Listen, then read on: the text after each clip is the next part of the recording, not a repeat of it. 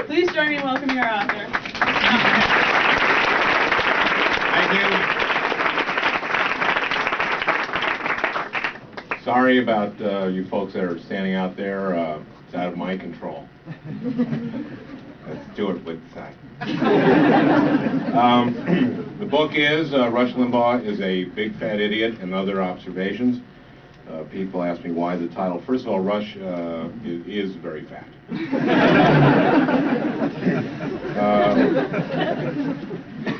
There's been I think we all agree, far too much negativity in our public discourse. And I thought I would add to it. And there is a level of irony to the title, which the ditto heads, or didiots, as I call them, don't get. So during the book tour, I've been taunting them. It's a lot of fun. I'm going to read a couple things first. This is the book review. This is the sort of introductory chapter to the book. It's written by Jean Kirkpatrick. Book review, January 7th, 1996. Rush Limbaugh is a Big Fat Idiot and Other Observations by Al Franken, 288 pages, Delacorte Press, $21.95, by Jean Kirkpatrick. It remains a mystery why the New York Times would ask me to review this dreadfully foul little book.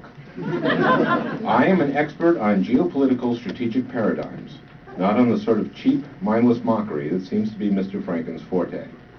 It is almost as if this were the result of some awful mistake by the Times. Why, for example, would humorist P.J. O'Rourke be assigned this very same week to review Nigel Hodgson's wonderful tome, The Falkland Islands War, 600 Years in the Making? Is it possible that because O'Rourke and I have the same agent, some simple mix-up occurred? Perhaps P.J., our agent, or I should have tried to sort this out. But I've simply been too busy trying to slog through this repugnant collection of vile, unfunny essays. Rush Limbaugh is a Big Fat Idiot and Other Observations is not just unfunny. It is confused. While Mr. Franken decries a loss of civility in public discourse, he himself is a most egregious offender. Not just calling Rush Limbaugh a big fat idiot, but Newt Gingrich a big fat jerk, and House Majority Leader Richard Armey a big dick. Mr. Franken seems to want to have it both ways, criticizing Limbaugh for demonizing those who disagree with him, but all the while attacking his enemies with invective and scurrilous assertions that remain totally unproven. For example, nowhere in the 288-page screed does Franken actually show any real evidence that Limbaugh is indeed fat. There is not one footnoted reference concerning Limbaugh's body weight, and Mr. Franken seems to be relying on sheer guesswork. Indeed, on page 45, he refers to Limbaugh as, quote, a 300-pound blimp, while on page 117 he refers to, quote, a size 78 suit, squeezing Rush's some 600-pound frame like so much sausage casing. Which is it? 300 or 600? One begins to wonder if Franken isn't just inventing things out of whole cloth. After a careful reread of the Bell Curve, nowhere in its 800-plus pages did I find Murray and Herrnstein refer to jazz as, quote, the music created by morons. And similarly, Newt Gingrich's contract with America did not promise to make, quote, promise to make it easier to sue for divorce a spouse with cancer. Occasionally, Mr. Franken does succeed to amuse. When discussing the Senate Banking Committee's Whitewater investigation, he writes, having Al D'Amato lead an ethics investigation is like asking Bob Dornan to head up a mental health task force. I must admit, that one made me chortle. Bob Dornan is dangerously unstable.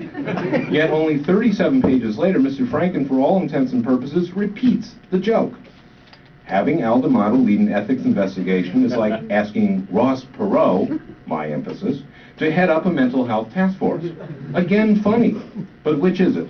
Bob Dornan or Ross Perot? As one labors through Rush Limbaugh as a big fat idiot and other observations, one quickly concludes that Mr. Franken chose the title simply as a craven device to attract readers.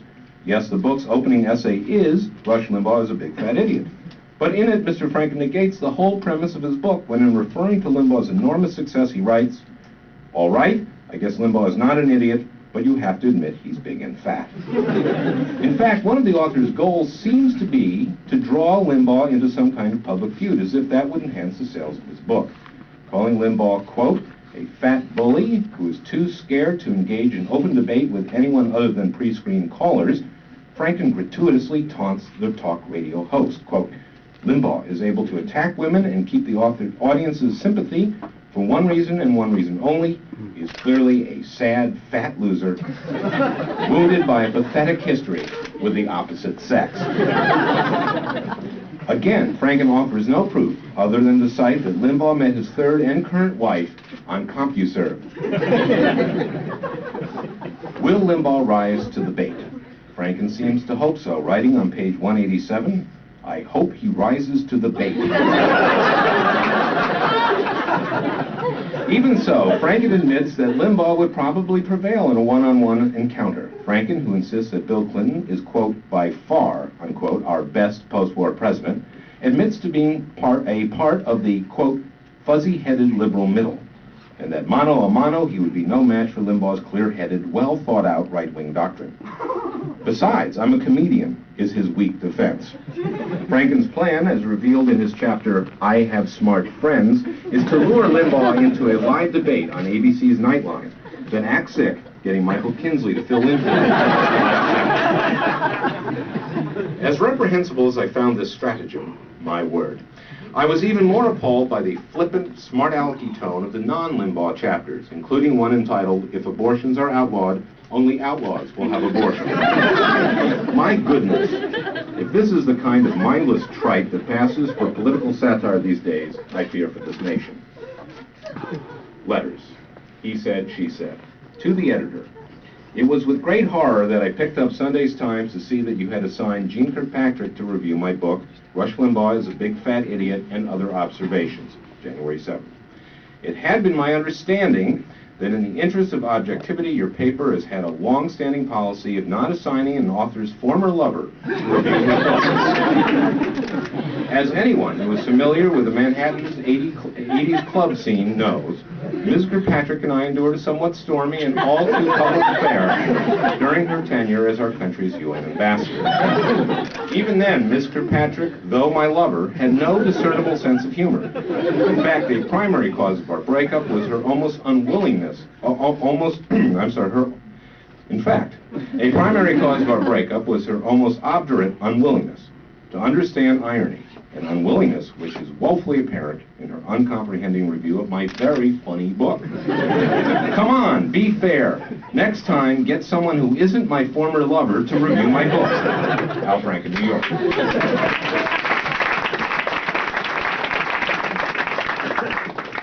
Ambassador Kirkpatrick replies, I don't know what this horrible, horrible man is talking about. During the time that I served as ambassador to the United Nations, I was far too busy defending the people of America, including, unfortunately, Mr. Franken, against the dark forces of Soviet communism to cheat on my husband, let alone go clubbing, my phrase, as Mr. Franken suggests. After careful examination of my appointment calendars from that period, I admit that I did on one occasion step foot inside Studio 54, but I can assure you that once I saw what was going on in that place, I quickly turned on my heel and left. I can assure you as well that Mr. Franken will be hearing from my attorney, as will the New York Times. How on earth the Times could print his letter and take part in this abhorrent calumny is beyond me. The editor's reply. It is our policy to allow authors to respond to reviews in the manner they see fit. Since Mr. Franken's claim of an affair between Ms. Kirkpatrick and himself comes down to a matter of he said, she said, we felt the ambassador's denial was insufficient to prevent us from printing his response.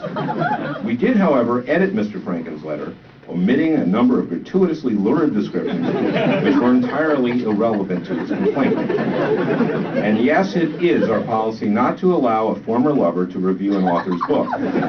Our apologies to Mr. Franken.